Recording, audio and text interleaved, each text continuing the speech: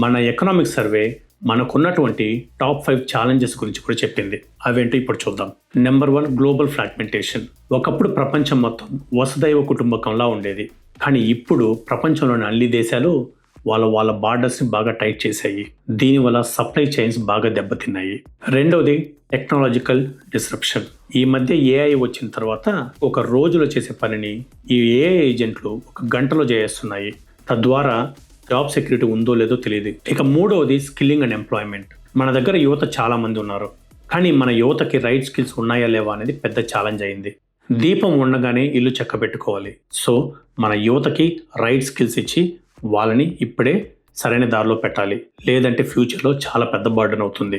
Number 4, urban management. మన cities చాలా ఫాస్ట్గా గ్రో అవుతున్నాయి. మన రోడ్లు, మన పొల్యూషన్, మన ట్రాఫిక్, అలాగే వేస్ట్ మేనేజ్మెంట్. ఈ మధ్య వచ్చినటువంటి ఎకనామిక్ సర్వేలో ఇండోర్ ఎగ్జాంపుల్ని ప్రత్యేకంగా ప్రస్తావించారు. మన సిటీస్ ఎంత డెవలప్ అయినా, మన కంట్రీ ఎంత డెవలప్ అయినా, మన సివిక్ సెన్స్ వేస్ట్ మేనేజ్మెంట్ సరిగ్గా చేయలేదంటే ఇట్స్ అబ్సల్యూట్ వేస్ట్. సో ఇది చాలా ఇంపార్టెంట్ థింగ్. మనకు సివిక్ సెన్స్ వేస్ట్ మేనేజ్మెంట్ అనేవి చాలా ఇంపార్టెంట్.